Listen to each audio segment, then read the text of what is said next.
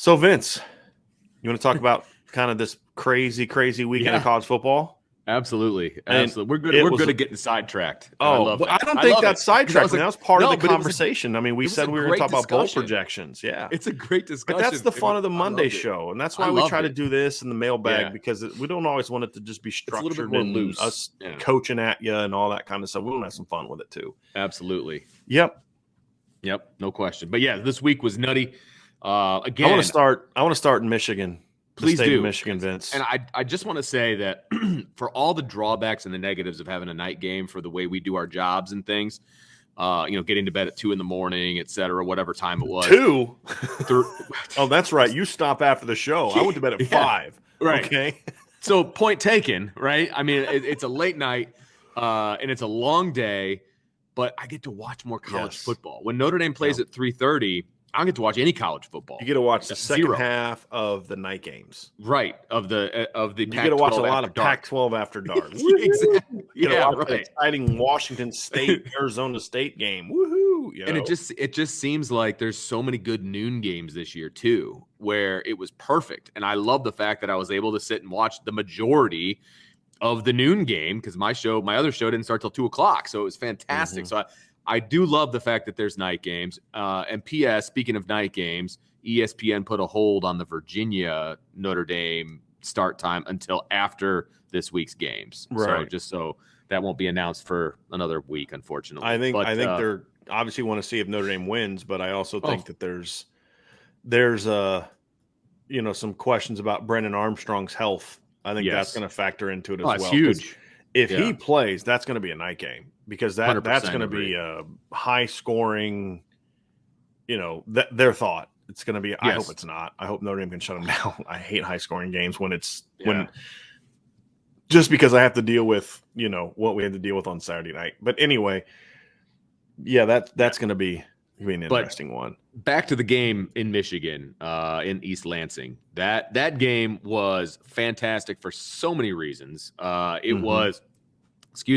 Michigan had control of that game early. There's no question about it. And the fact that Michigan State was able to come back and the manner in which that they were able to come back from basically snatching victory out of the jaws of defeat made my life just so much happier because of the way that Michigan looked, the way that Harbaugh looked on the sideline. It was the lesser of two evils, but I was rooting for Michigan State the entire way. There's no chance I'm rooting for Michigan in any scenario. And so I was rooting for the Spartans, and Sparty got it done, and it was glorious. I mean, the way that kid is it Walker the Kenneth third? Walker. Yeah. My goodness, 5 touchdowns. I mean, that was one heck of a running back display by him. It was Kyron Williams-esque. The way what he was doing. His vision is outstanding. I mean, he was making I think that's great. He was making Kyron Williams-esque cuts. Yeah. Of course, he's the nation's leading rusher per game, so you could say Kyron Williams making Kenneth Walker-esque cuts. And that would be a fair assessment. That's fine. They're similar backs. For me, Vince, it was a great take away my I hate Michigan stance because I'm torn on I hate Michigan, but then I hate how Michigan State fans handle winning. Because they burn crap and act like Neanderthals and morons and stuff. Children, I'll just call them. Yeah, criminal children. If your children were tipping over cars and beating up cars, that's not acting like a child. That's acting like a criminal. But That's fair. Take away all that. It was a great college football game, and I said this before in our predictions. I had some good predictions this weekend, and I had some bad ones. I picked Georgia to get upset. Yes, I did. And I said in the first sentence, I'm going to look like an idiot for making this pick. So I don't care. I was crossing my fingers, and we'll talk about that game. But I said this was the game I was most looking forward to this week. And of all the big games this weekend, the Michigan State game is what I was looking forward to. And it was exactly because of how the game played out. I remember saying to a friend of mine, neither one of these teams have the athleticism Notre Dame has. Neither one of them. But they're so much more physical. That's the thing I love. I mean, there was pads popping the whole game. I mean, they were hitting. I mean, there was collisions. We don't see a lot of that in Notre Dame games. We're just not seeing this team really play with that violence right now at this point in time. But it was a great game to watch. Michigan jumps ahead. Michigan State never falters. Just kept battling, never got out of their game plan. And then, it comes down to the end, and I thought Harbaugh flinched. That's what I thought. I thought Harbaugh flinched late, and and Mel Tucker's team never flinched.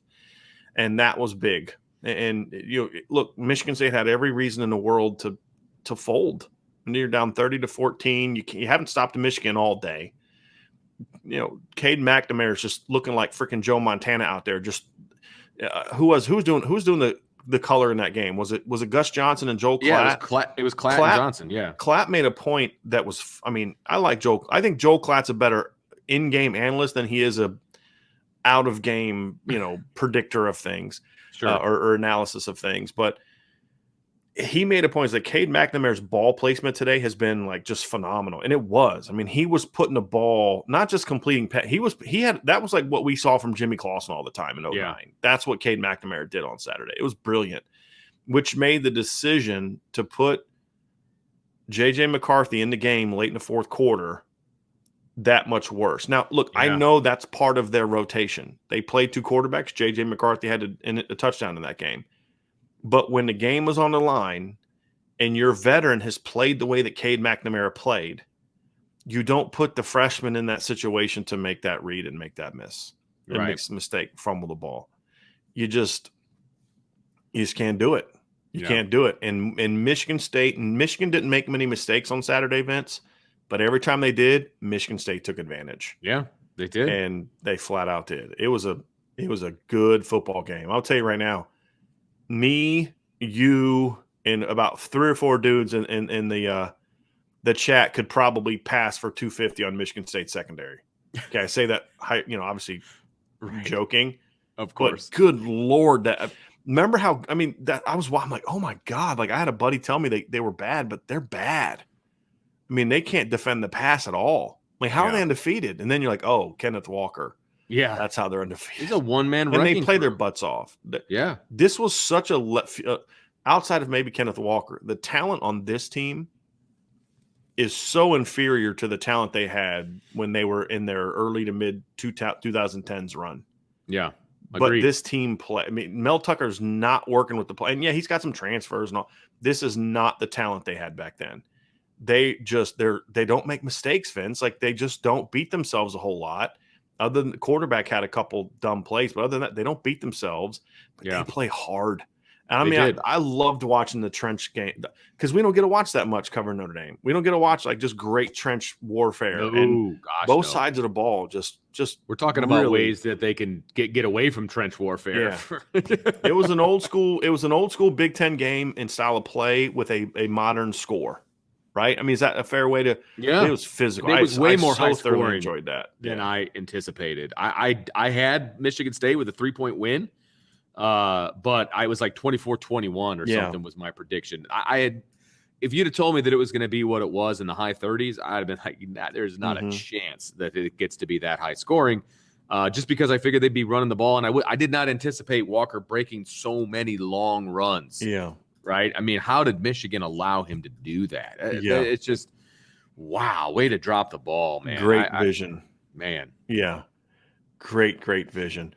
Corey D with a super chat here. Corey asks, we will learn a lot tomorrow night, but is a playoff spot for Notre Dame now possible? Yeah, absolutely. I put this on the message board, and we started talking about it last night, Corey. Look, we'll talk more about it tomorrow. But the reality is Notre Dame's going to start in the top 10.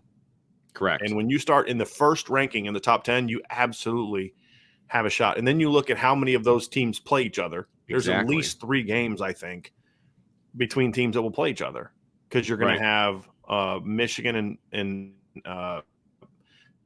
Michigan State and Ohio State have to play each other. If Michigan's ranked ahead of Notre Dame, which is possible, they still have to play Ohio State. And then Georgia and Alabama will have to play each other unless one of them loses a game or two before they play. And then I think there was one other. Well, but I mean, so a lot of those teams play each other. Alabama. And then there's other big games that those teams still have to play. Auburn. Look, I thought Ole Miss was going to smack Auburn this weekend, and Auburn outplayed them from start to finish. Auburn's playing at a really high level. I mean, to watch, and kudos to Coach Harsin and the job he's doing this year for Auburn. I remember watching them, Vince, early in the year when they lost to Penn State, who I don't think is – I've not thought Penn State's good all year. I wonder if Ladarius Martin's in the chat today, because remember how he you kept disagreeing with us. Y'all keep sleeping on Iowa, and I kept telling you can't win when your offense sucks like that. And then I watched them barely beat Georgia State, and the struggle to beat an LSU team's not good. I'm thinking, boy, this Auburn team's not good. And then they went out, and even though they lost by 24 to Georgia, they played hard. And the last two games, they smacked Arkansas on the road, and they smacked Ole Miss this weekend. And I'm like, you know what? The Iron Bowl's at Auburn this year, Vince. Right. It's not a lock that it's going to be there. So to answer his question, yes, there is still a chance for them to be there. There's some of the matchups here. Chief Brody put them up here. OSU, Michigan, OSU, MSU, Georgia, Bama. And he says, I think OU and Oregon could catch a loss. Same with Cincinnati. Yeah. There's a path. There's absolutely a path. It's just that there's going to be, and I'll tell you what, I think it's going to be really interesting because I think there's going to be a bunch of debate about one-loss teams. That's where the debate's going to be. Who are the best one-loss teams and who's going to get in with the one loss, right? Right. And if Cincinnati loses, that hurts Notre Dame. Right. So people have to remember that. Do you want Cincinnati to lose? Because if they do, that really hurts Notre Dame's resume because a double-digit loss at home to a one-loss Cincinnati team who lost to a team that's not very good, whoever it is, right? That hurts Notre Dame big time. Yeah. Here's a comment I want to respond to. We're kind of going back a little bit, and we're answering more questions today just because we've missed engaging with you guys as much. Yeah, it's fun. P-Mac says, in 88, did anyone say, well, it was just West Virginia? I was only 4, so I don't know if West Virginia was a power or a one-hit wonder. They were a one-hit wonder. They were. But here's the difference. Here's where that reason doesn't hold up. Number one, that season, they were ranked number 4. Or number 3 going into that game. So if you play, it was for a championship. If Notre Dame goes to the playoff and plays Cincinnati, I'm not going to say, well, I wanted a bigger name. No, it's a playoff game. Right. I don't care who they play. It's a playoff game. Here's the other difference between that team and Notre Dame's current situation. In 88, Notre Dame beat Miami, they beat Michigan, and they beat USC, who at the time that they played were all ranked 1st or 2nd, right? And so that's the equivalent of today, a regular season in which Notre Dame beat Bama, Oregon, and Ohio State. Right. That's the equivalent of what they did in 88. In the regular season, they would have beat Bama, Oregon, and Ohio State this year. Right. That's the equivalent. Or Georgia. But Miami was in the 80s the Alabama of today. Won 3 titles in 5 years. The only 2 years they didn't win a title when they lost to Notre Dame, 88-90. Right. Because they won in 87, won in 89, won in 91. Didn't win in 88, didn't win in 90 because they lost Notre Dame. So to me at this point, Vince, it's a different scenario. If Notre Dame would have beat those 3 teams, I don't care who they play in the playoff. You could schedule Army for all I care. If Army was undefeated and made the play, it wouldn't matter because you've already proven you're the best team in the country about who you beat in the regular season. Yes, no question. Completely agree. That's what Notre Dame is, in my opinion. Yeah, you can talk about the big bowl games, blah, blah, blah, blah, blah. They're missing the playoff win. Right. And it doesn't matter who they play. If they win a playoff game, this team has taken another step. Well, I would say they're missing. I'd say the thing is they're not just missing the playoff. They're missing the playoff combined with the kind of regular season wins that Notre Dame regularly had back then. That's the difference. Sure. Notre Dame doesn't have. I mean, you could point to Clemson kind of last year, but Clemson last year,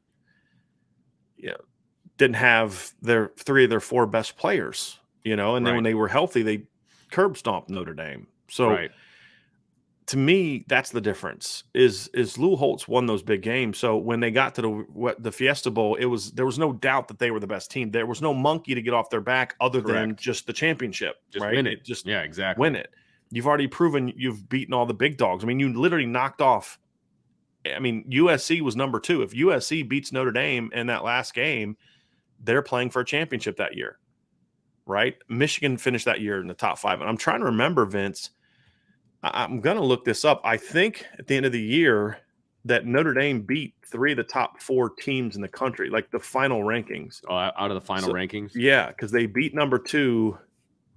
They beat number 2 Miami, and they beat West Virginia finished 5, and Michigan finished 4th. So by the end of the year, Notre Dame beat the team that finished 2nd. They beat the team that finished 5th. They beat the team that finished 4th, and then USC? USC finished 7th. They beat four teams that finished in the top teams. 7. Yeah. Right? So the West Virginia game was sort of like an icing on the cake. So, yes, it was a one-hit wonder, but it's a little bit of a different situation. But I love the counter, though. That's why I wanted to put it up by PMAC, because I like that people are willing to think things through and challenge what we say. What makes it fun. We have a super chat from Jordan Schreiber. Best Irish show around. Thank you. Any more intel on why Rocco isn't getting PT, and what's the latest intel on Zeke? Brian Kelly said today Zeke Curl is cleared. Love where the line could be next year. Full uniform, going through pregame drills on Saturday, because I would imagine my he was cleared last week too. Yeah. Yep. Any intel on why Rocco isn't playing? I don't have any. They've been pretty tight-lipped these last couple weeks. Ever since Kelly went in the attack the media mode, which I get, whatever. Find a common enemy. It is what it is. Right. I've gotten almost nothing from my normal sources. Very tight-lipped on him. Yeah. But so Michigan State game was huge, Vince. Yes. We're not going to obviously be able to get to quite as many games because you have to go. But yeah, I picked Michigan State winning 27-24. You picked Michigan State winning 24-21. We were along the same lines. I was too a little surprised at how high scoring it was. But high scoring. Yeah. Man, it was an awesome game. Great. It was so great. The Ohio State Penn State game to me showed me something. What I said to a friend of mine is I would argue that Ohio State has played 3 good teams all year. That's it. Sure. And that would be Minnesota, who look, they're 5-2, 6-2. Right. Minnesota's leading the West right now. Nobody's talking about Minnesota right now, but they lead the West. They're a pretty mediocre team in my opinion, but that, and Ohio State was in a dogfight with them until their stud running back got hurt. And that's when Ohio State pulled away. But Ohio State didn't play well that game. They lost at home to Oregon, and they struggled with a Penn State team that's now lost 3 games in a row. I just think that Ohio State defense is going to be their undoing at some point. At some point, if there's an offense out there that can take advantage of that Ohio State defense and keep that offense off the field, then Ohio State's vulnerable. Yes, and their offense is good, but it's not as elite as it's not like it was. They scored 45 against Minnesota, right? But they had a 32-yard fumble return, and then they kind of put it away late with some scores. But they were struggling with Minnesota for a long time. And Penn State, who can't throw on anybody worth a darn, passed all over Ohio State secondary. And it's not a situation of what I said to a friend of mine is, because I don't want to play Ohio State this year. And I'm like, yeah, you do. This is the year to play Ohio State. Yeah, you do. Because there's some great. I'd be very nervous about the matchup of Chris Olave and Garrett Wilson against Notre Dame's corners right now. That would scare me a little bit. Oh no, absolutely. But I'm also, if I'm Ohio State, their corners, their secondary is just not talented. Right. They're just not. That's exactly right. And, would I probably pick Ohio State to win that game? Maybe, probably, just because I need to see more from Notre Dame. But that team does. I keep telling everybody these are not vintage Ohio State, Alabama, and Clemson. Well, obviously Clemson, definitely not. And I don't know if this has anything to do with anything, but I don't know that I'd want to play Ohio State this year because let's say you beat them, which I think Notre Dame could do. I think they could beat Ohio State this year. And Ohio State gets an entire offseason to sit on that and then play Notre Dame in the first game of the next year. And then Notre Dame would get an offseason to get ready to play Ohio State again next year at home. Because here's the way – that's a great point, right? But here's the way I look at it is you'd have a chance to play Ohio State 3 straight years. If you beat them on a neutral field and you beat them at home, all of a sudden you're 2-1 against Ohio State. Like, that'd be huge for Notre Dame perception-wise. So that's why I would like that opportunity, in my opinion. So, So that's there's a couple other games this weekend, Vince, but that Ohio State just they just don't impress me a ton right now. They really don't. I'm not in love with this Ohio State team. Now they could get better, and we're hoping that Notre Dame gets better. Florida, Georgia. I love Dan Mullen as a coach, but the decision to start Anthony Richardson and leave him in as the only quarterback you lost that game before it started. You are not beating Georgia with a one-dimensional quarterback who can't throw. Like, I don't know what he was thinking in that game. And look, I get it. Emory Jones turns the ball over, but you have to be able to throw and run against Georgia. You are not going to go out there with a running quarterback because everybody's like, the comparisons between him and Cam. He's not Cam Newton. Right. I didn't understand that, Vince. He gave them they could not move the ball on Georgia. They moved it okay. They still got in the field goal range, missed 2 or 3 field goals in that game. but you're not beating Georgia with a one-dimensional quarterback unless that quarterback. I mean, maybe if it's a Lamar Jackson one-dimensional quarterback, right, or a Cam Newton, right? But even those guys could throw the ball downfield. Anthony Richardson can't throw. I mean, he's got a good arm, but he's not a quarter. There was guys open against Georgia. He just couldn't throw the ball. Just wouldn't let it go. Right. So anyway, anything else from this weekend, Vince? The Michigan State game was it for me. Like that was such a fun game to watch, and so that's the one I really, really paid attention to. I was obviously outside of the Notre Dame game, but November is going to be great because teams are going to feast on each other, and there's going to be Miami chaos. Beat Pitt, and Notre Dame can just sit Baylor there and beat watch Texas. Watch it all. I mean, Kentucky loses at Mississippi State. I mean, we're going to see a lot of that. We're going to see a lot of that this next month, and that's why I cannot wait for the finish to this season. And Cincinnati continues to be exposed as a not very good team. Notre Dame made them look good that day. They are not that good, in my opinion, and as they've struggled every week since playing Notre Dame, they've shown that more and more and more and more. And I'm normally not like I want a rematch thing, but I would love a rematch against Cincinnati this year. Me too. Then we'll end with this. TJ Kreider, the new light show appears to have instantly turned Notre Dame into a hostile environment. The light appears to have fixed the mustard pants on TV as well. Lights, except now they've jacked up the look of the helmet. The helmets don't look good on TV. Now, they look great in person. I have no problem with them, but again, I'm on the 9th floor, so Well, no, everyone. When we saw them live early this season, they look good. Yeah, just whatever NBC's doing, they look yellow on TV. Interesting. The last couple games. Okay, so, I didn't really notice it until somebody pointed it out, and then I was like, "Wow, okay." Because we had a guy on Saturday night, Vince, that just kept talking in the chat, Twitter, all he was doing for like the whole game was the helmet. Yesterday. Was it yesterday too? He continued on yesterday. I'm like, look, dude, they look fine in person. That's all that matters. That's all that matters. Anyway, that's going to do it for today's show. We're going to be back tomorrow. Vince and Al, we're going to talk about some things. We haven't decided necessarily what we're going to talk about, but we're going to have plenty to talk about tomorrow. We will talk a little bit of recruiting tomorrow, but just a lot of other things. So be there for that. We will have a post. So once the playoff is announced, like once they do the top 4, we will then set a show for 15 minutes after that. So be ready for that. We'll do that tomorrow night. And then, of course, Wednesday, we'll get into some Navy Notre Dame prep, Thursday game predictions, Friday mailbag. And then, of course, Saturday post-game show, Sunday upon further review. And we're just going to keep rocking and rolling. So thanks, everybody, so much for being with us today. This was a really fun show. It really was. Really fun show. So I appreciate that from everybody. Thanks for being with us. Thanks for all the great questions, all the super chats, all the fun. Vince, thanks for being here with us today. Everybody have an awesome rest of your day. Check out Irish Breakdown. Lots of good stuff up on there today. And we'll see you soon. Have a good one.